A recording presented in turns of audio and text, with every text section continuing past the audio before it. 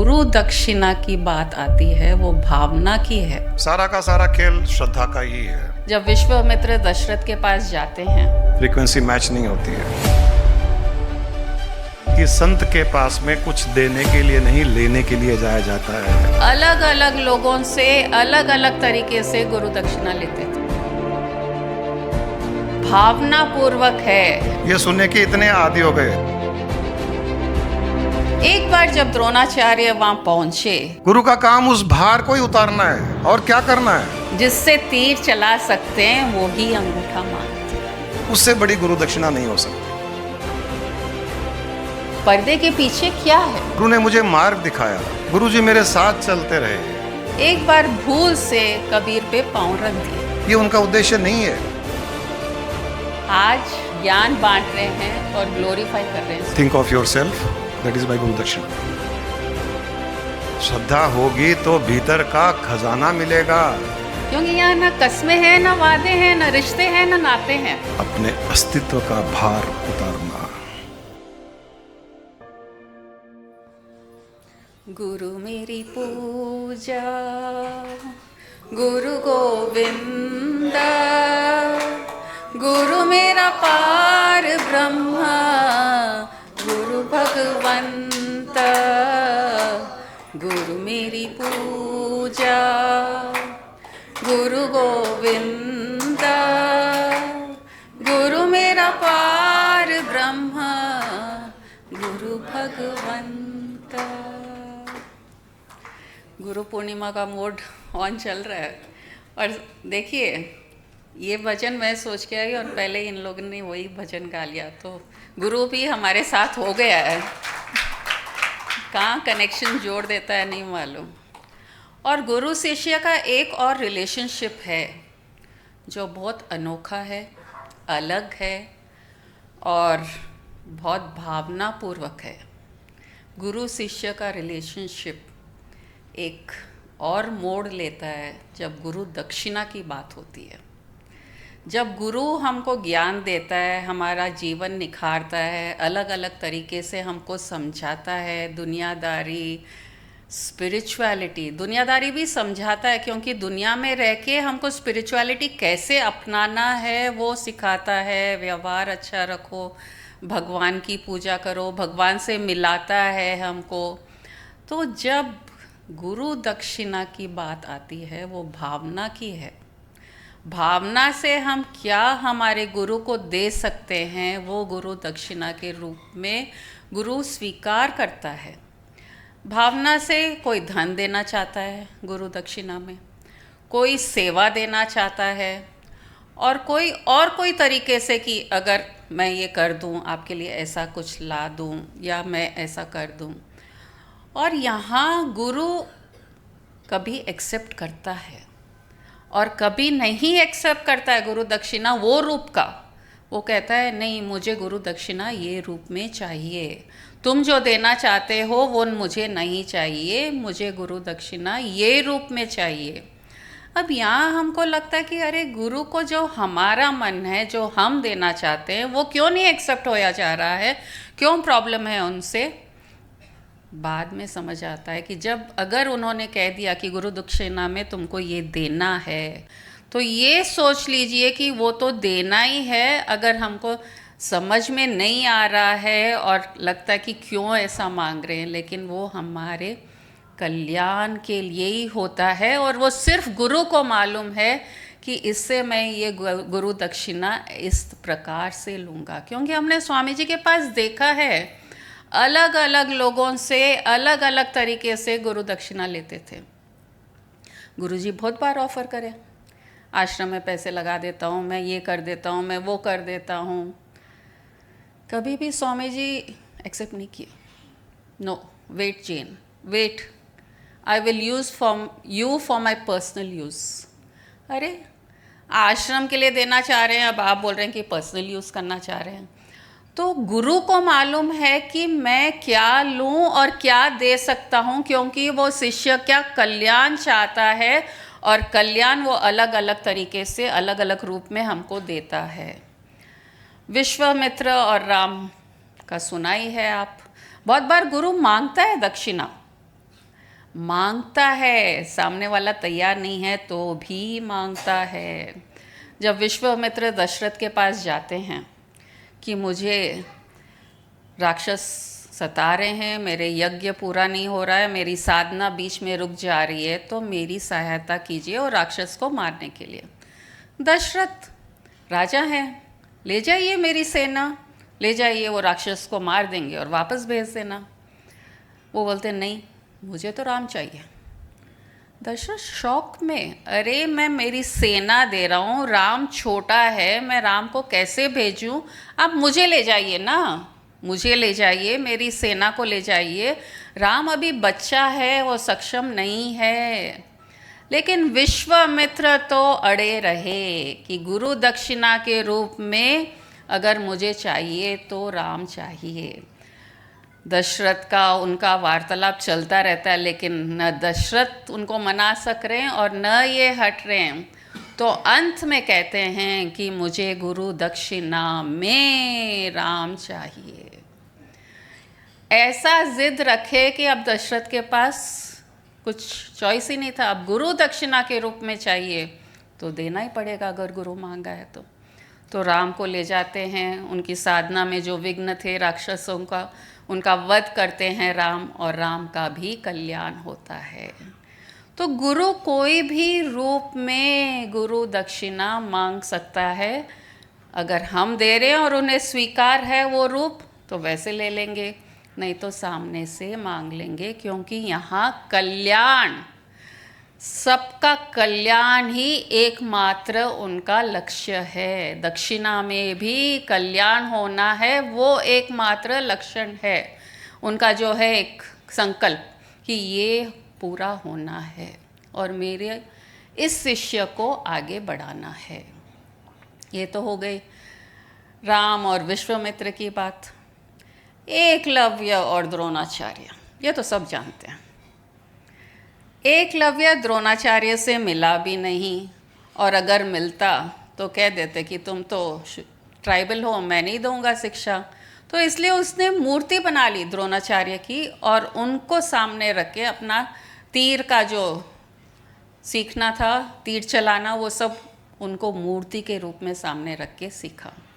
एक बार जब द्रोणाचार्य वहाँ पहुँचे, जंगल में थे, और देखा कि इसका निशाना इतना अच्छा है एकलव्य का, तो उससे पूछते हैं कि तुम्हारे गुरु कौन है? उन्हें नहीं पता कि मैं ही उनका गुरु हूँ। देखिए ऐसे भी प्रसंग है। अच्छा, मेरे गुरु आप ही तो हैं, मैं तो कभी आया ही नहीं तुम्हारे को सिखाने के लिए, तो मैं कैसे तुम्हारा गुरु हूँ? तो देखिए आप यहाँ मैं आपकी मूर्ति बना के रखा हूँ मेरे हिसाब से, और रोज़ उनको प्रणाम करके ही मैं मेरी शिक्षा प्रारंभ करता हूँ। और उसका निशाना इतना सही था, अर्जुन से भी आगे था।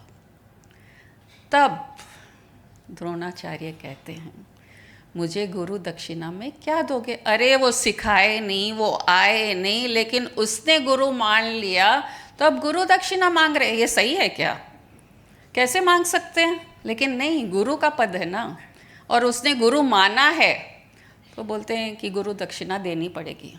और वो इतना भावुक है, इतना भावना से भरा हुआ एकलव्य कि हाँ, जो भी मैं हूँ आज आपके कारण हूँ, तो आप जो मांगोगे मैं देने के तैयार हूँ।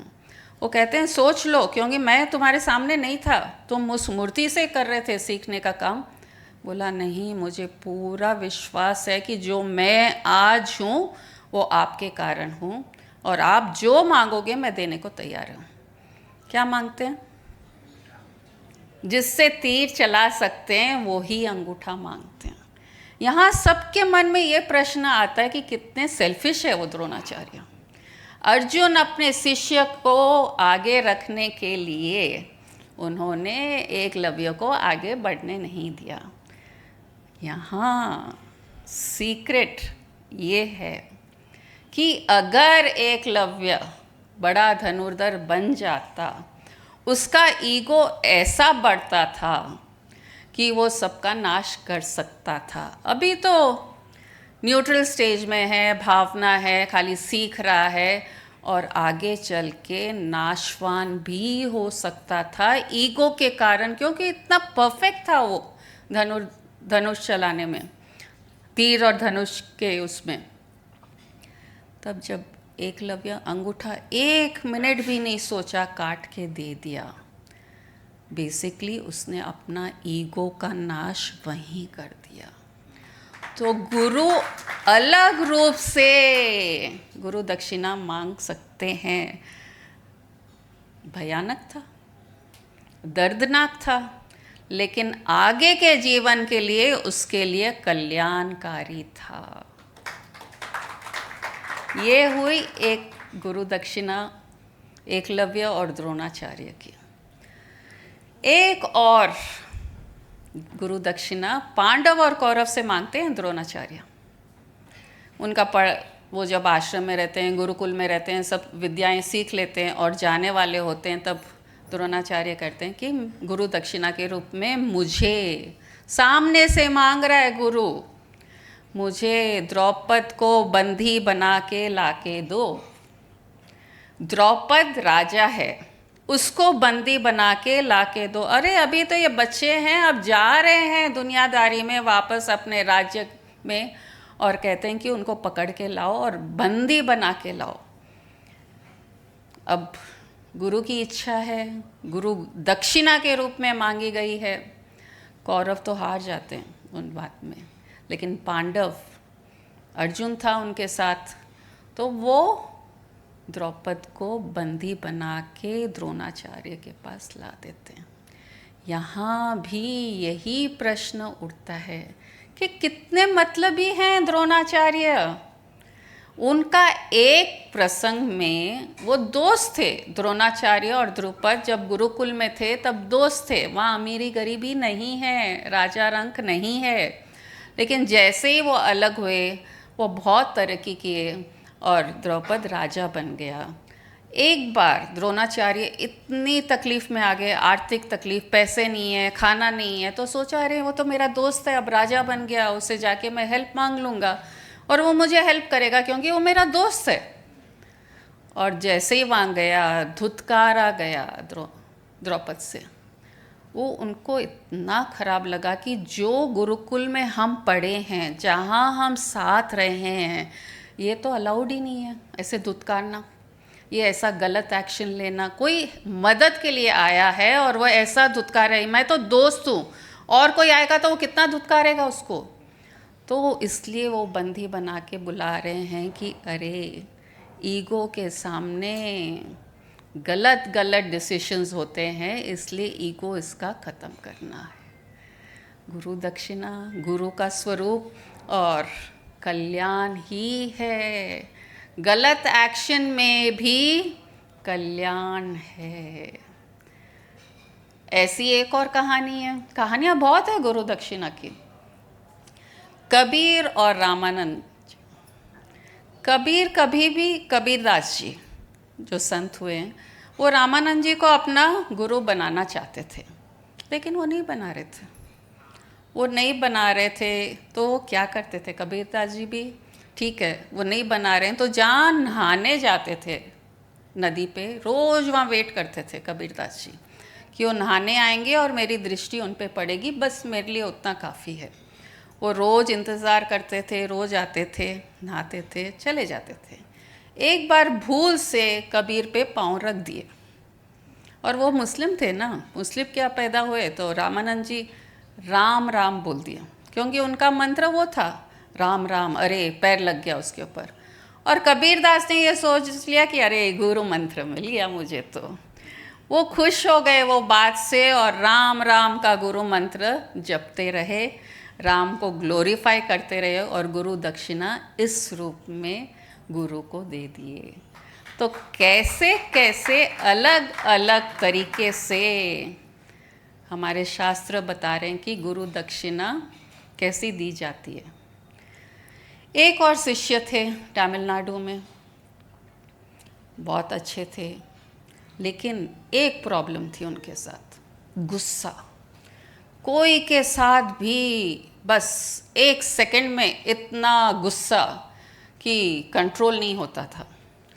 और फिर जो उनके जो गुरु थे वो बहुत विद्वान थे, तो उनसे पूरा वेद सीख लिए, शास्त्र सीख लिए। अब जाने का समय आया तो उन्होंने पूछा, गुरुजी मैं आपको क्या गुरु दक्षिणा दूँ? तो मुझे गुरु दक्षिणा देना चाहता है? हाँ, क्योंकि मैं आपसे इतना शास्त्र पढ़ा हूँ, ये लिए पूरा ज्ञान लिया हूँ, तो गुरु दक्षिणा तो देनी है। तू तुम्हारा गुस्सा मेरे पास ही छोड़ के चला जा, आज से किसी से गुस्सा नहीं करेगा। किस लिए? गुरु दक्षिणा ऐसे किस रूप में? क्योंकि उसका कल्याण हो, उस शिष्य का कल्याण हो जो इतना शास्त्र पढ़ लिया, वेद पढ़ लिया, लेकिन अभी तक उसके लिए शायद मोक्ष मुक्ति के रास्ते में ये रुकावट बन रही थी। इसलिए वो गुरु दक्षिणा में उसका गुस्सा मांगता है। और जैसे ही गुस्सा दे दिया गुरु का, माइंड शांत हो गया, सबके साथ अच्छा रहने लग गया और थोड़े ही दिन में उस पद को प्राप्त कर लिया। तो गुरु दक्षिणा क्यों मांगता है, किस रूप में मिलता है, कैसे दिया जाता है, हर बार गुरु ही हमसे पूछ लेता है। कभी कहता है कि गुस्सा दे दो, कभी कहता है कि मुझे यहाँ लेके चलो, कभी कहता है कि मुझे ये चीज़ चाहिए, वो तो चाहिए ही चाहिए, जैसे विश्वामित्र ने राम से मांग लिया। अलग अलग गुरु अलग अलग तरीके से गुरु दक्षिणा ली है। पातंजलि ऋषि के बारे में आपने सुना है, वो तो योग शास्त्र सिखाते थे, उनके पास भी बहुत शिष्य आते थे। उन्होंने एक ग्रुप को कहा कि मैं सिखाऊंगा, आपको ज्ञान दूंगा, लेकिन पर्दे के पीछे से दूंगा। अच्छा, ये नया तरीका है कि आप अपने आप को अदृश्य रख के ज्ञान देना चाहते हैं? बोले हाँ, मेरा एक ही कंडीशन है, मैं जो भी ज्ञान जो भी सिखाऊं पर्दे के पीछे से सिखाऊंगा। शिष्य नादान है और हाँ कर देते हैं कि हाँ भाई इसमें ही हमारी भलाई होगी, और शुरू हो गया उनका जो भी सीखना था। लेकिन एक शिष्य थोड़ा दिमाग वाला था। दिमाग वाला मतलब गुरु ऐसा क्यों कर रहा है, पर्दे के पीछे क्या है? उसका इंक्विजिटिव माइंड, और उसको लगता था कि कुछ ना कुछ गड़बड़ होगा, क्योंकि माइंड नेगेटिव है ना। पर्दे के पीछे क्यों सिखा रहे हैं? थोड़े दिन हो गए, एक दिन हिम्मत करके पर्दे के पीछे चला गया, वहीं पर भस्म हो गया। वो शिष्य भस्म हो गया। तो ऐसा लगा कि गुरु की करुणा, कि अगर मैं सामने आता हूँ कि शायद मेरी शक्ति से वो जो मुझे न झेल पाएं, मेरी जो तप की शक्ति है, योग की शक्ति है, इसलिए पर्दे को बीच में रख के कि मैं ज्ञान दे सकता हूँ। और यहाँ ये क्वेश्चन अराइज हुआ कि तुम कितने सरेंडर्ड हो। अगर गुरु ने कुछ कह दिया, गलत लगा, सही लगा, बुरा लगा, अच्छा लगा, मान लो, सोचो मत। सोचना सबसे बड़ी गलती हो जाएगी वहाँ। गुरु सिर्फ कल्याण चाहता है, और हर गुरु हर शिष्य से अलग गुरु दक्षिणा मांगता है। कोई गुरु बोलेगा कि तुम्हारा कौन सा डिज़ायर है? मेरा ये डिज़ायर है, वो मुझे दे दो। अरे मेरा डिज़ायर है, आपको क्या करना है? अरे मुझे दे दो। अगर बोल रहा है तो उसी टाइम दे दीजिए, क्योंकि वो ही शायद आपके आत्म साक्षात में रुकावट बन रहा है। एक डिज़ायर आपको वहाँ से रोक रहा है, एक हमारा नेगेटिव ट्रेट हमको हमारे लक्ष्य से दूर कर रहा है, और गुरु यही काम करता है। गुरु दक्षिणा एक ऐसा शब्द है, एक मैजिकल वर्ड है कि सब इसके सामने झुक जाते हैं। भावना पूर्वक है, श्रद्धा चाहिए, भक्ति चाहिए, भावना चाहिए इसके लिए। और गुरु शिष्य का रिलेशनशिप बहुत ही अनोखा है। ना कसमें हैं ना वादे हैं, या कौन से कसमें हैं, कौन से वादे हैं? ना रस्में हैं, ना शिकवे हैं, कोई भी फिजिकल एक्शन नहीं है कि हम बंधे हुए हैं गुरु शिष्य से। कोई कसमें नहीं, तुम मेरा गुरु दक्षिणा देगा तो ही तुम मेरा शिष्य हो, नहीं।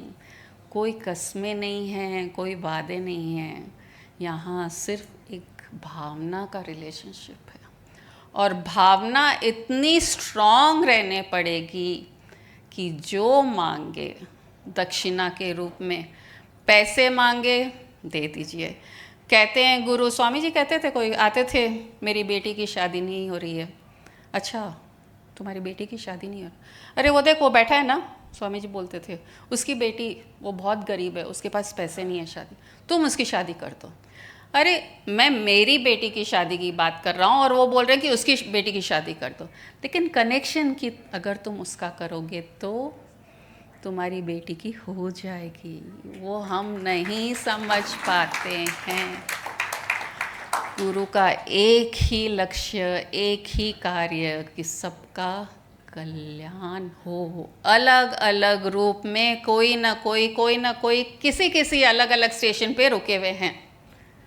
अब वो स्टेशन से उनको चढ़ाना और उस मोक्ष के ट्रेन में बिठाना वो गुरु का काम है कि कैसे इसको उठाऊं। वो जो उसको कई बार गुरु तकलीफ खुद पे ले लेता है, बीमारी खुद पे ले लेता है कि ये बीमारी भी उसके मोक्ष के रास्ते में आ सकती है। आश्रम में तो आप सुनेंगे, श्रीशैलम आश्रम में स्वामी जी के इतने डिवोटीज थे, कोई को हाई शुगर, कोई को हाई बीपी, और स्वामी जी इतना हटियो करे हुए, इतना अच्छा हाइट हेल्थ। बाद में जो प्रॉब्लम्स आए, सब शिष्य जो बीमारी वाले थे कहते थे स्वामी जी ने हमारी बीमारी ले ली, स्वामी जी ने हमारी बीमारी ले ली। क्यों? ताकि तुम्हारा कल्याण हो, तुम अच्छे रहो। क्योंकि यहाँ ना कस्में हैं, ना वादे हैं, ना रिश्ते हैं, ना नाते हैं, सिर्फ गुरु शिष्य है। तेरा मंगल तेरा मंगल तेरा मंगल होए रे, सबका मंगल सबका मंगल सबका मंगल होए रे। एक ही लक्ष्य है गुरु का। और हमने सोचा नहीं था, हम शिष्य थे स्वामी जी के, जैसा बोले वो करते गए। आज ज्ञान बांट रहे हैं और ग्लोरीफाई कर रहे हैं स्वामी जी को। यही शायद हमारा एक तरीका हो गया गुरु दक्षिणा देने का। मामा जी भी हमारे गुरु रह चुके हैं। उन्होंने हमको हठ योग में बहुत आगे बढ़ाया, तो वो भी हमने सिखाया है कई लोगों को, भजन, भक्ति, प्रेम, ये सब जो एट्रीब्यूट्स एक गुरु चाहता है कि हमारे अंदर भरपूर भर जाए, भक्ति और एक सरेंडरनेस जिसकी कमी बहुत ज़्यादा है ये माइंड के इंटेलेक्ट के कारण। वो गुरु हमारे अंदर इतना भरना चाहता है ताकि हम उस लक्ष्य तक पहुंच जाएं जो मुक्ति मोक्ष का द्वार हमारे लिए रेडी है, गुरु रेडी है, लेकिन हमारे एट्रीब्यूट्स रोक रहे हैं। तो वो गुरु दक्षिणा के रूप में अलग अलग टाइम हमसे मांगता रहता है।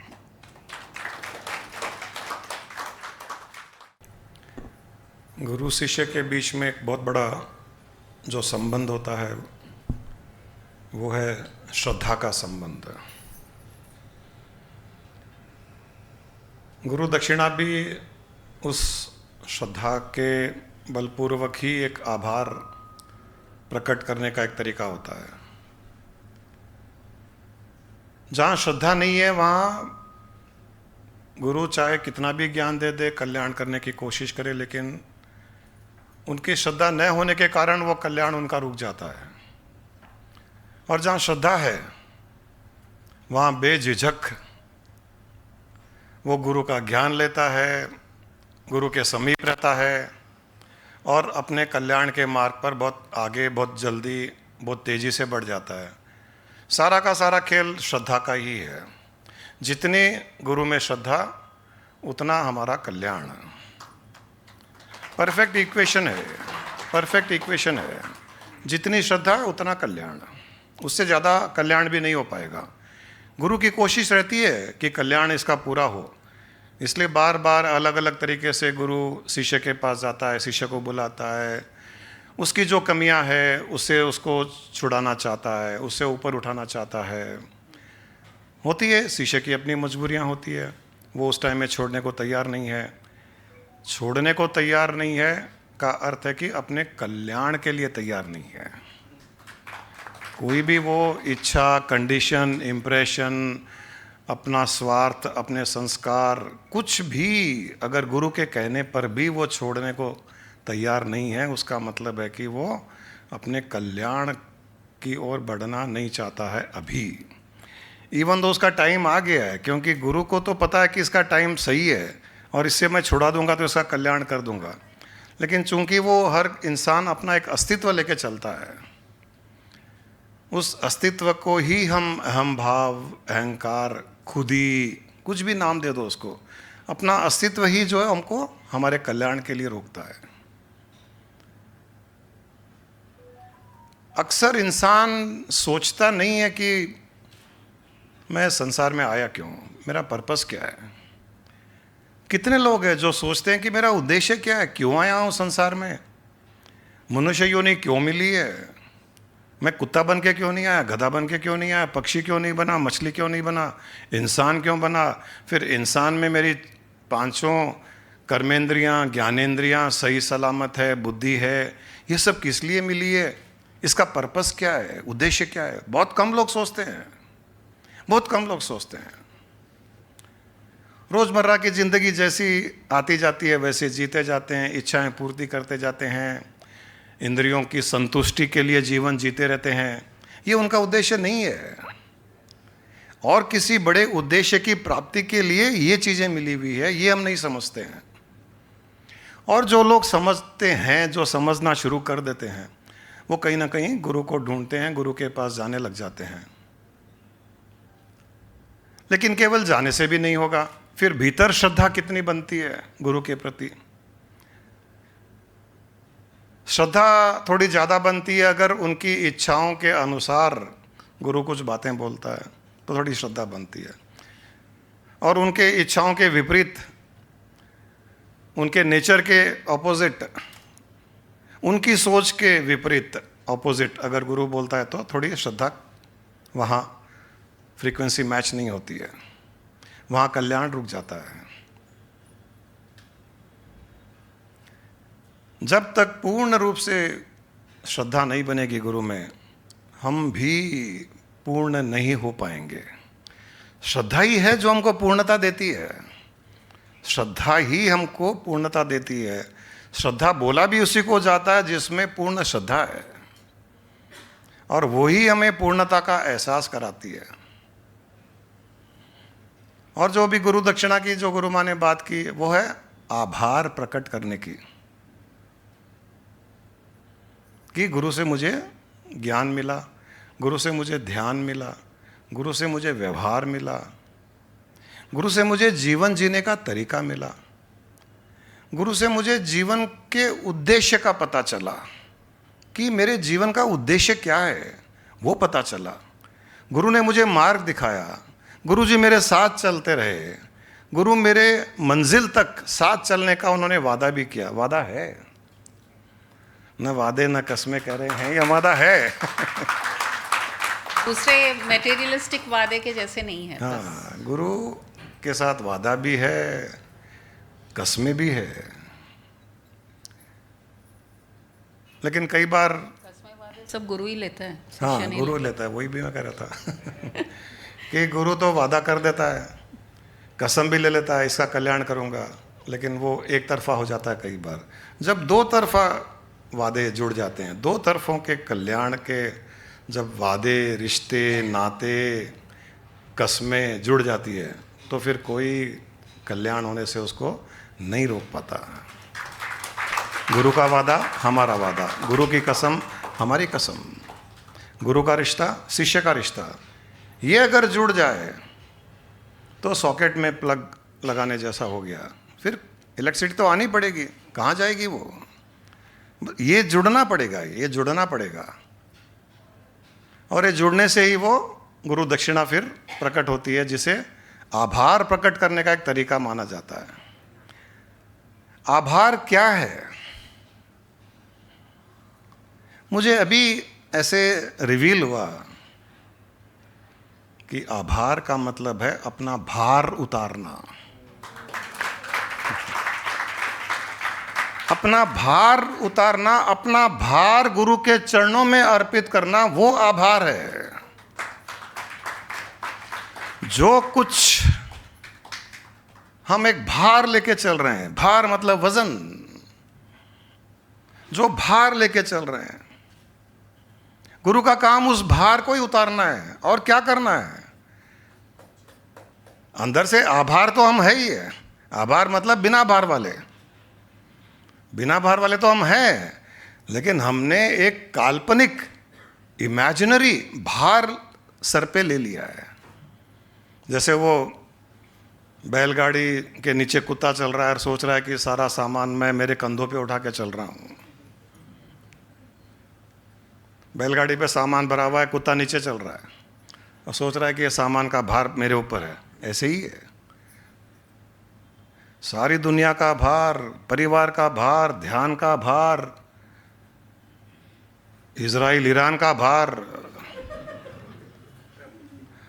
ट्रंप का, पुतिन का, उनको इतना भार नहीं है, हमने भार ले लिया। दिन भर न्यूज़ देख देख करके, पेपर पढ़ पढ़ करके इतना भार हमने ले लिया कि क्या हो जाएगा संसार में, वर्ल्ड वार होगा क्या, वर्ल्ड वार 3 होगा क्या, ये होगा क्या, शेयर मार्केट का क्या होगा।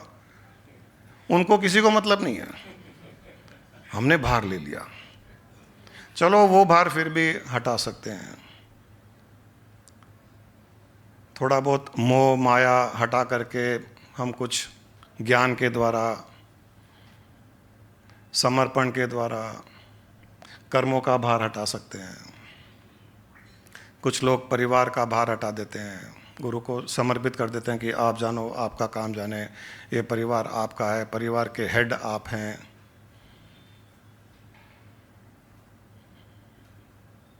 फिर आगे चल करके मन का भार उतारना, ये यहाँ से एक बड़ा स्ट्रगल शुरू होता है।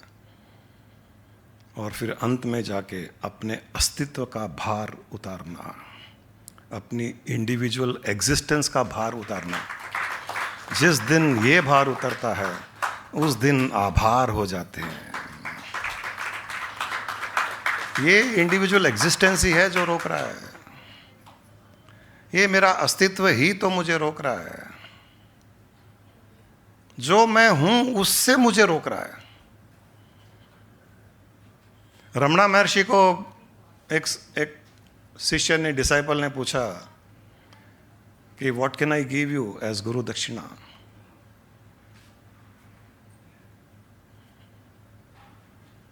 बोले be still, think of yourself, that is my guru dakshina. Be still from inside, तुम अंदर से शांत हो जाओ, अंदर से रुक जाओ और अपने आत्म स्वरूप के बारे में चिंतन करो, वो मेरी गुरु दक्षिणा है।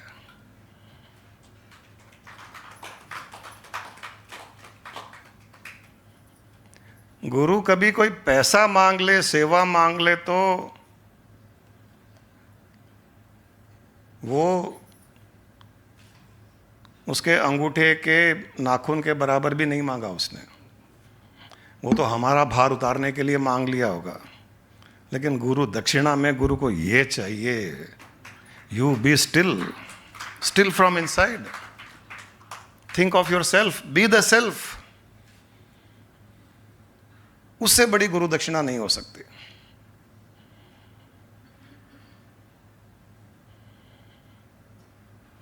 हमारे लिए हर कुछ हमसे बाहर की चीजें ही है।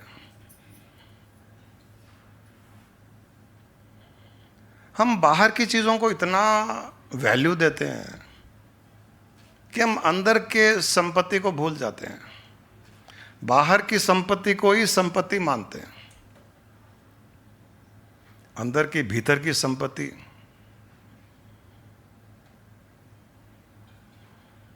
और वो संपत्ति जब तक श्रद्धा नहीं बनती है, केवल सुनने कहीं भी चले जाओ, सत्संग चले जाओ, व्हाट्सएप में सुन लो,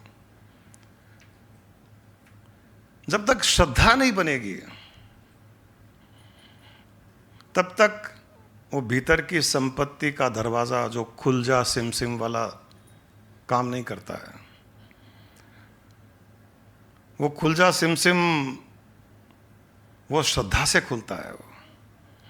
और जिस दिन वो खुल जाता है, बाहर की संपत्ति का कोई मोल नहीं लेता है, वो भार बन जाता है। वो जो पता नहीं था कि ये भार है। हमको पता भी नहीं है कि भार क्या है, क्योंकि इतने आदी हो चुके। एक कूली है, स्टेशन पर सामान ढोता रहता है, हमाली है, सामान ढोते रहते हैं। उसके पास जब सामान नहीं होता तो उसको बड़ा अजीब लगता है। तो कई कूली तो 2-4 सूटकेस रख करके सोते हैं सिर के ऊपर। जो स्टेशन पे काम करते हैं वो लोग रात में ऑडियो रिकॉर्डिंग ट्रेन की लगा के सोते हैं। चुक चुक चुक चुक चुक चुक चुक चुक। The train is suppose to come on platform number 2। Delhi से जाने वाली, बॉम्बे जाने वाली ट्रेन 2 नंबर प्लेटफॉर्म पे आएगी, 1 नंबर पर आएगी। ये सुनने के इतने आदी हो गए, हम बाहर के इतने आदी हो गए। कुछ ना कुछ किससे कहना, कुछ ना कुछ से सुनना, चिक चिक चिक चिक करना, आर्ग्यूमेंट करना, इतने आदी हो गए हम लोग। वो भी बहुत बड़ा भार है। लेकिन उस भार के इतने आदी हो गए कि उसके बिना ऐसे लगता है कि डिप्रेशन में नहीं है, ब्लिस में है। लेकिन लोगों को ब्लिस भी लगता है डिप्रेशन में है, क्योंकि कुछ करने के लिए नहीं है, किसी से झगड़ा नहीं हो रहा है, कोई बातचीत नहीं हो रही है, कुछ लेन देन नहीं हो रहा है, चुपचाप बैठे हैं। मुझे याद है जब साधना करते थे तो अपने में रहते थे। कोई बोलते थे आपकी तबीयत ठीक नहीं है क्या? अरे मैं भीतर से बहुत मस्ती में हूँ। अब अंदर से मस्ती में तो, और अकेले बैठे हैं तो आराम से बैठे हैं। नहीं, आजकल आप बात भी कम करते हो, पहले हंसते थे, हंसाते थे। तबीयत ठीक नहीं है क्या? दो धीरे धीरे ऐसे बोलने, मैं सामने से बोलने लगे आजकल तबीयत ठीक नहीं है, मुझे अकेला छोड़ दो। क्योंकि वो भार नहीं चाहिए। जो भार लेके 20 साल तक चला संसार में, बिजनेस में, इंडस्ट्री का भार, इंडस्ट्रियल एसोसिएशन का भार, मिनिस्टर्स का भार, प्राइम मिनिस्टर का भार, इसका भार, उसका भार, जो पूरा भार हट गया और आभार में आ गए, इतना अच्छा लगने लग गया कि अब कोई भार नहीं चाहिए। अब कोई भार नहीं चाहिए। हम लोगों को कई लोग कहते हैं कि आप बोलते हो कि एक्सेप्ट कर लो, एक्सपेक्टेशन मत रखो, तो क्या जीवन नीरस नहीं हो जाएगी क्या? क्योंकि भार की आदत पड़ी हुई है, वजन की आदत पड़ी हुई है, वजन की आदत पड़ी हुई है। चाहिए खिटपिट चाहिए, तड़का लगाना है।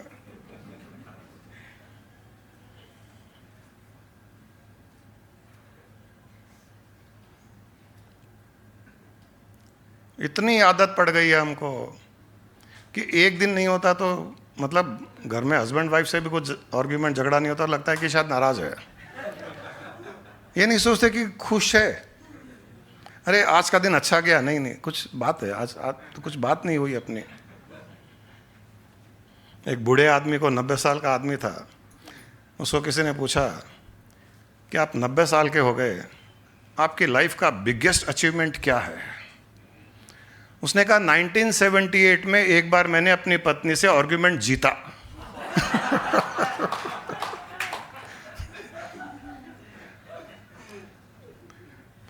90 साल की उम्र में बिगेस्ट अचीवमेंट लाइफ का अगर रिट्रोस्पेक्ट में देखता है तो 1978 में वाइफ के साथ में एक आर्ग्यूमेंट जीता मैंने।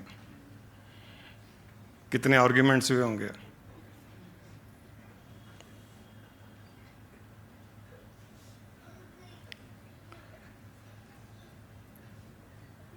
जब तक भीतर के खजाने को हम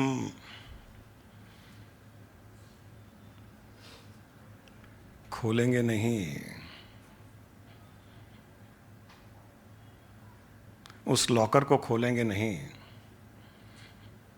उसको पहचानेंगे नहीं, उसको जानेंगे नहीं, उसका आनंद नहीं लेंगे, तब तक ये कुछ नहीं होने वाला है। जिएंगे, जीते जाएंगे, जीते जाएंगे, जीते जीते एक दिन मर जाएंगे। कब मरेंगे किसी को पता नहीं, लेकिन मरेंगे, पक्का मरेंगे। कुछ दिन के पहले ही मुझे किसी ने कहा था, एक दो इच्छाएं रह गई है। किसी को एक गाड़ी की रह गई, किसी को एक ज़मीन की रह गई, और कई सालों से वो इच्छा है। मैंने कहा अगर कल मर गए तो क्या होगा? कल अगर मर गए और ये इच्छा ऐसी रह गई, तो या तो ज़मीन पर गाय भैंस या ज़मीन का माली बन करके पैदा होंगे, चलेगा क्या? बोले नहीं नहीं, ऐसा तो नहीं, अभी जैसे हैं वैसे, वो कोई गारंटी नहीं है। और जैसे गाड़ी की इच्छा रह गई, बोले अगले अगले जन्म में ड्राइवर बन के आओगे, तो गाड़ी की इच्छा तो पूर्ति हो रही है, मर्सिडीज गाड़ी की ही ड्राइवर बन के आओगे, चलेगा ना? गाड़ी की इच्छा है, वो गाड़ी चलानी है, रोज 8-10 घंटे 12 घंटे चलाओगे गाड़ी मर्सिडीज, क्या प्रॉब्लम है? बोले नहीं, वो तो नहीं सोचा, मैंने सोचा कि गाड़ी रहनी चाहिए, वो जरूरी नहीं है, ये इच्छा रह गई और मर गए। बोले इतना जल्दी मर सकते हैं क्या? अभी प्लेन में, अहमदाबाद के प्लेन में एक्सीडेंट हुआ, तो छोटे बच्चे 3-4 महीने के बच्चे से लेकर के 90 साल की उम्र तक के सब एक साथ में ही गए। कहाँ गारंटी है कि बच्चा पैदा होते हुए नहीं मरेगा? तुम कल नहीं मरोगे, ये परसों नहीं मरेंगे, वो तरसों नहीं मरेंगे, कोई गारंटी है? और रिस्क क्यों ले रहे हो अगले जन्म का? यहीं हम सोच समझ के काम करते हैं कि रिस्क नहीं लेना है, रिस्क कैलकुलेटेड रिस्क लो। आगे जाने में हम सोचते ही नहीं है, वहाँ कैलकुलेट नहीं कर रहे हैं, अनकैलकुलेटेड रिस्क लेके ज़िंदगी जी रहे हैं, अनकैलकुलेटेड रिस्क लेकर के ज़िंदगी जी रहे हैं। और आज कोई हम कहीं हैदराबाद के रास्ते में, तो भैंस भी रोड क्रॉस करती है आराम से, उसको पेडेस्ट्रियन क्रॉसिंग वगैरह कुछ नहीं दिखता है, जेब्रा क्रॉसिंग कुछ नहीं, मतलब नहीं है। क्या वो ज़रूरी नहीं है कि वो पिछले जन्म में यहीं हैदराबाद में बंजारा हिल्स के किसी बंगले का सेठ था? वो क्या ज़रूरी नहीं है? और सामने शोरूम था, आज उस शोरूम से घर की ओर क्रॉस कर रहा है वो बैल, वो सेठ था, वहीं का सेठ था, उसकी शोरूम वही थी। उस दिन पहले सेठ था, मर्सिडीज में घर से शोरूम जाता था, आज वॉकिंग जा रहा है। बैल तो मर्सिडीज में नहीं जाएगा, वॉकिंग ही जाएगा। एक था ना, एक किराना की दुकान, सामने अनाज रखा हुआ, एक बकरी आ गई कहीं से, वो अनाज खाने लग गई, तो जो दुकान में बैठा था वो डंडा मार रहा उसको, बकरी भाग रही है, फिर 5 मिनट के बाद में आके फिर अनाज खा रही है, वो डंडा मार रहा है, अनाज खा रही है, भाग रही है, आ रही है। तो गुरु शिष्य जा रहे थे, गुरु हंसने लग गया। शिष्य ने पूछा कि आप हंस क्यों रहे हो? बेचारी डंडे खा रही है बकरी और आप हंस रहे हो। बोले इसलिए नहीं हंस रहा हूँ, ये बकरी इस किराना दुकान की मालिक थी, मालिक था,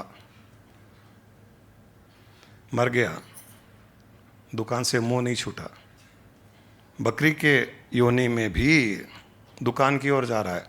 और दुकान में जब बैठता था तो दिन रात वो धान चून चावल गेहूं लोगों को दिखा दिखा करके, एक दाना खाता था, ये बहुत अच्छा, एक दाना खाता था, बहुत अच्छा है, वही काम कर रहा है अभी भी। जो दुकान में बैठा है बेटा, उसको नहीं पता, अब वो कैसे पहचानेगा कि ये बकरी मेरा बाप था? उसके लिए बकरी बकरी है। जो दुकान का मालिक जो पिछले जन्म में करता था, आज भी वही कर रहा है। वो जो किराना दुकान में बैठे होते ना, खाते रहते ऐसे कुछ ना कुछ, कभी ये खा लिया, कभी ये खा लिया, कभी मुरमुरा खा लिया, क्योंकि जो चीज़ बेचनी है उसको स्वाद लेनी पड़ती है उसको। नहीं ये चीज़ अच्छी है, ये ले लो तुम, ये ले लो, ये ले लो। वही काम बकरी की योनि में कर रहा है, बेटा नहीं पहचान रहा है। ये सब हमारे साथ में संभव है, अगर इच्छाएं रह गई तो, मोह रह गया तो, ज्ञान में श्रद्धा नहीं हुई तो।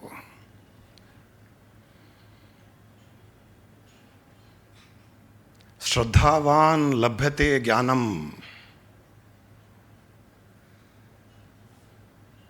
भगवान कृष्ण ने भी कहा है, ज्ञान वहीं मिलेगा जहां श्रद्धा होगी। श्रद्धा होगी ज्ञान मिलेगा, श्रद्धा होगी कल्याण मिलेगा, श्रद्धा होगी मुक्ति मिलेगी। श्रद्धा होगी तो भीतर का खजाना मिलेगा, जिसके सामने बाहर का खजाना कुछ भी नहीं, कण के बराबर भी नहीं।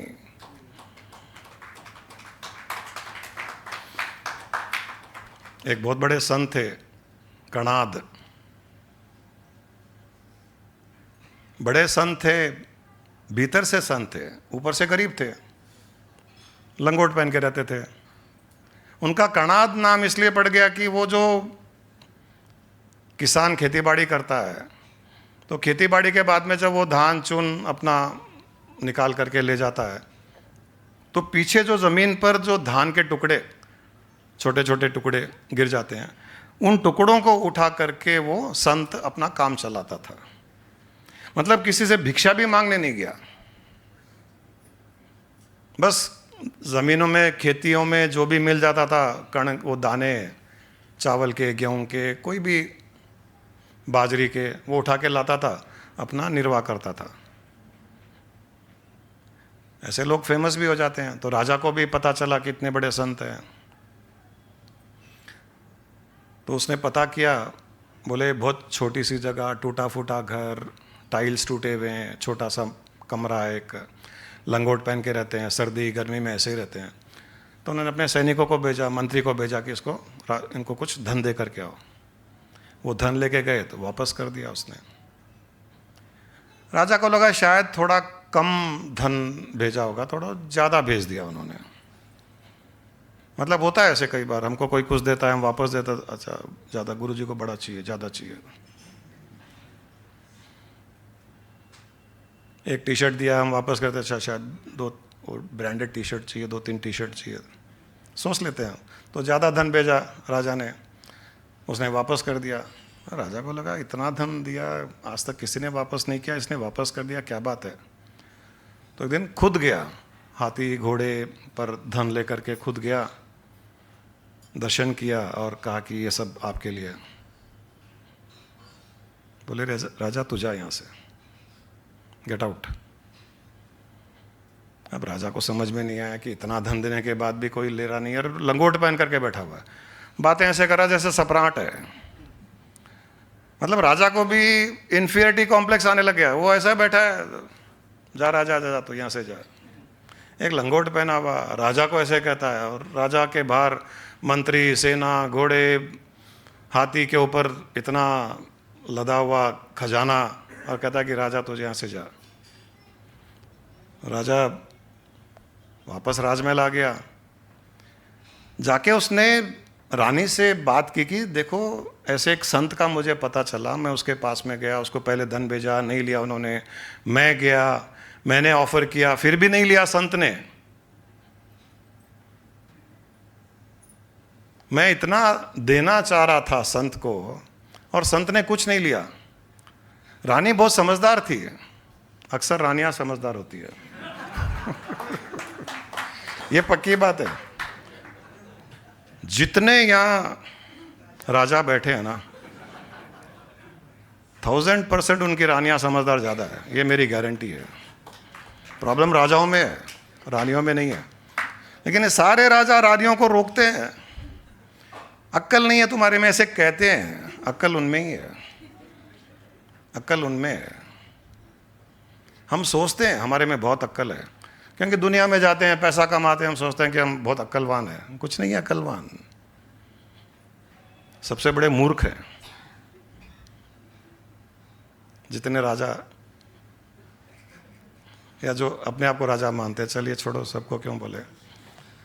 रानी ने कहा कि आपने गलत किया। मैंने कहा मैंने क्या गलत किया? संत है, बहुत गरीब हैं, मैंने तो उनकी कुछ सेवा करने की कोशिश की। रानी ने क्या बात कही? संत के पास में, राजा को कहती है रानी कि संत के पास में कुछ देने के लिए नहीं, लेने के लिए जाया जाता है।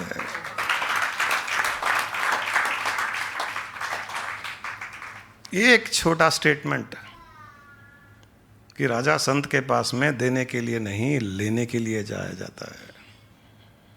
कितना अंतर है।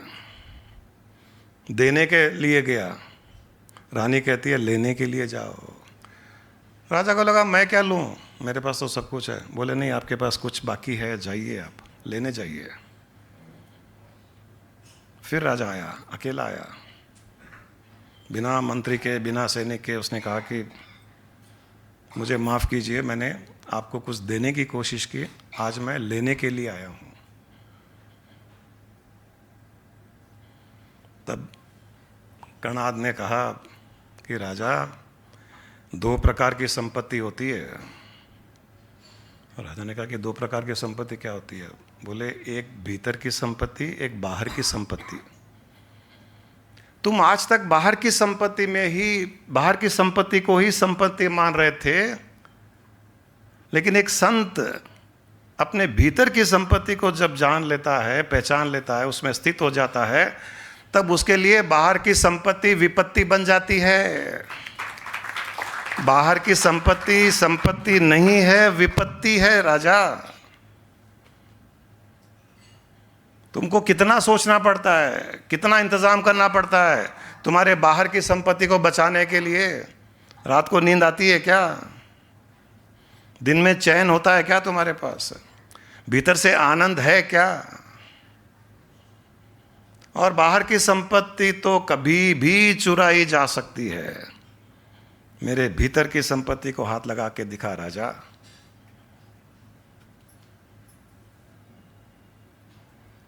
बोले तू राजा होकर के भी भिखारी है, और मैं भिखारी होकर के भी सम्राट हूं।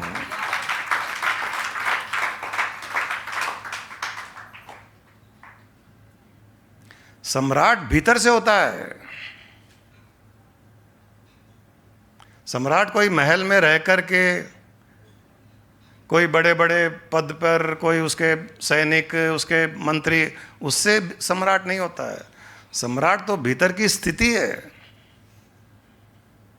जो डर रहा है राजा होकर के, और अभी भी इच्छाएं हैं कि और कमा लूं, और बड़ा कर लूं, मतलब भिखारी है। उसको और चाहिए, जिसको और चाहिए, जिसको और चाहिए वो भिखारी है। और जिसको कुछ नहीं चाहिए, जिसको कुछ नहीं चाहिए और वो देने के लिए तत्पर है, उसका खजाना, वो सम्राट है। जिसको किसी से कुछ नहीं चाहिए और देने के लिए तत्पर है, भीतर का खजाना, उससे बड़ा सम्राट तो बाहर हो ही नहीं सकता, और बाहर के खजाने वाला नहीं हो सकता। ये अज्ञानता है। मेरे पास ये है, मेरे पास वो है, अभी इच्छाएं हैं, अभी ये बनना है, अभी वो बनना है। कल ही उठावना का ऐड आ जाएगा और वहीं आ जाएंगे। जो बनना है, जो चाहिए, वहां आएंगे। किस रूप में आएंगे पता नहीं है, किसी न किसी रूप में आएंगे। आज कंजीनियल है, आज सब सुविधा है, बुद्धि है, शरीर है, मकान है, गाड़ी है, आने जाने के लिए टांगे हैं, सोचने समझने के लिए भी विवेक है, ज्ञान लेने की इच्छा है, गुरु भी है, शिष्य भी है। अब बाकी क्या रुकावट है? अब तो रुकावट होनी भी नहीं चाहिए। यहां अगर कुछ रुकावट हो गई, इतना होने के पश्चात अगर कुछ रुकावट हो गई, तो अल्लाह मालिक है, तो भगवान ही मालिक है। फिर अगले पल, अगला जन्म, कल क्या होगा हमको पता नहीं है। रहेंगे नहीं रहेंगे, रहेंगे तो कंजीनियलिटी रहेगी नहीं रहेगी, सुख सुविधा रहेगी नहीं रहेगी, हमारी बुद्धि कैसे काम करेगी हमको ही पता नहीं है।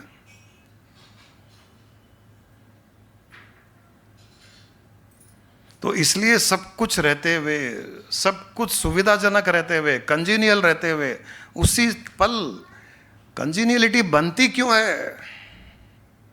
हर सुख सुविधा, कंजीनियलिटी, कन्वीनियंस, हर चीज़ ये बनती क्यों है? ये पॉइंट है हमारे कल्याण के लिए, लीप ऑफ फेथ के लिए, श्रद्धा जगा करके अपना कल्याण करने के लिए। क्योंकि भगवान को पता है, कॉस्मोस को पता है, ब्रह्मांड को पता है, ये रोज रोज पॉसिबल नहीं है ये पॉइंट। ये पॉइंट जो है ना, ये जो पल है जहां सब कुछ है। अब ये कोई माने या नहीं माने कि सब कुछ है या नहीं है, ये सब कुछ कैसे बोल रहे हैं, अभी तो बहुत कुछ बाकी है, बहुत कुछ बाकी है, वो अपनी सोच है।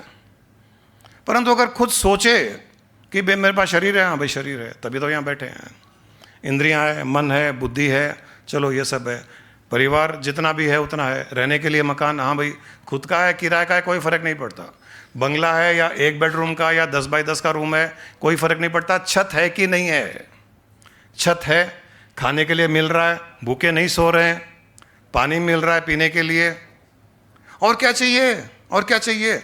इस शरीर को ये काफ़ी है, इस शरीर को एक छत 6 बाई 3 की छत बहुत है, क्योंकि अंत में 6 बाई 3 पर ही सोना पड़ेगा, बिना छत के। अभी जिंदा है तो 6 बाई 3 की भी छत काफ़ी है, मरने के बाद में बिना छत के 6 बाई 3 के ऊपर सोना पड़ेगा। तो इतना है, खाने के लिए है, पीने के लिए है, सब कुछ है। इसको कहते हैं कि ये पल तुम्हारे लिए ईश्वर ने क्रिएट किया है कंजीनियलिटी के लिए, कि तू अपना कल्याण कर ले, इस पल को मत जाने दे, कल हो ना हो, कल हो ना हो। और एक दिन के पहले कल नहीं आएगा। सब कहते ना कि कल, एक दिन ऐसा आएगा, एक दिन ऐसा आएगा जिस दिन ये बात सत्य होगी कि कल नहीं आया, कल नहीं आया, ये सत्य होगी। और वो दिन कब होगा किसी को पता नहीं है, उस दिन का इंतजार नहीं करना है। इस पल, इस मोमेंट, आज के दिन हर तरह से कंजीनियलिटी है। अरे झगड़ा हो गया भूल जाओ, किसी ने लॉस कर दिया भूल जाओ, काम अच्छा चला नहीं चला भूल जाओ, नौकरी से निकाल दिया गया भूल जाओ, कोई खास बात नहीं है। फैमिली में किसी की डेथ हो गई, पैदा हो गया, सब ठीक है। फिर भी जितना इस शरीर के निर्वाह के लिए चाहिए उतना है, तो कंजीनियलिटी है, ये पल है, इसको मिस नहीं करना है। ये जो श्रद्धा वाली भावना जब बन जाती है ना, इसमें पूर्ण श्रद्धा आ जानी चाहिए कि वाह, उस बनाने वाले ने कितनी करुणा, कितनी कृपा मुझ पर की है, कितनी कृपा की है। ये श्रद्धा उसके लिए आ जानी चाहिए। ये श्रद्धा आते ही अब मुझे मेरा कल्याण करना है। और एक बार अपना कल्याण करने का अर्थ नहीं है कि कल्याण होने के बाद, अपने आत्मा स्वरूप में स्थित होने के बाद में यही लंगोट बांध के पड़े रहना, नहीं। अरे फिर तो जीवन जीने का आनंद शुरू होगा। हमको पता भी नहीं है जीवन कैसे जीते हैं। असली जीवन तो तब शुरू होगा जब हम हमारा कल्याण, भीतरी कल्याण कर लेंगे।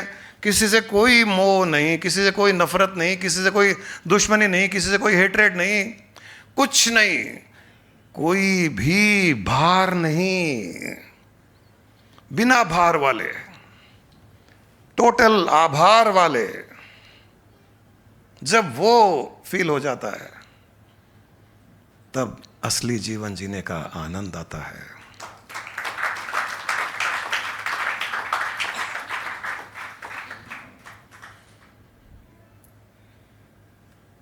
तो गुरु दक्षिणा में अपना भार दे दीजिए, जिसका जिसका जो जो भार है वो दे दीजिए और आभार हो जाइए। इससे बड़ा आभार गुरु के लिए नहीं हो सकता है। और इस भार के साथ में जीने का कोई अर्थ नहीं, क्योंकि इस भार के साथ जिएंगे तो इस भार के साथ ही मरेंगे, भार के साथ मरेंगे। इससे तो अच्छा है कि आभार के साथ मरो। जो आभार के साथ मरता है वो बिना भार वाले के साथ में मर्जर होकर के लीन हो जाता है।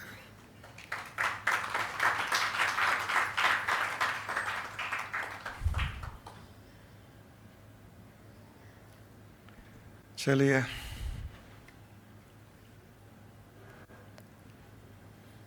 गुरु माँ का सुन लेते हैं।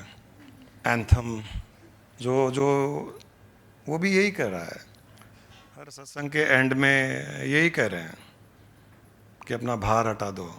जो भार है, आई एम नॉट दिस, जो शरीर का भार है, जो मैं का भार है, जो माइंड का भार है, गुरु माँ हर सत्संग के एंड में वही कहते हैं, I am not the body, I am not the mind, I am not this, चिदानंद रूपो शिवोहम शिवोहम, I am not stress, I am not tension. ये यही है अपना भार उतारने का तरीका। रोज दिन भर सुबह शाम इस एंथम के भाव में जो रहता है वो आभार के भाव में रहता है। हर पल उसके मन में एक आभार प्रकट होता है गुरु के प्रति, क्योंकि उस गुरु ने उसको ज्ञान दिया। भार हटते ही आभार प्रकट हो जाता है, और वो आभार ही है सबसे अच्छा गुरु दक्षिणा।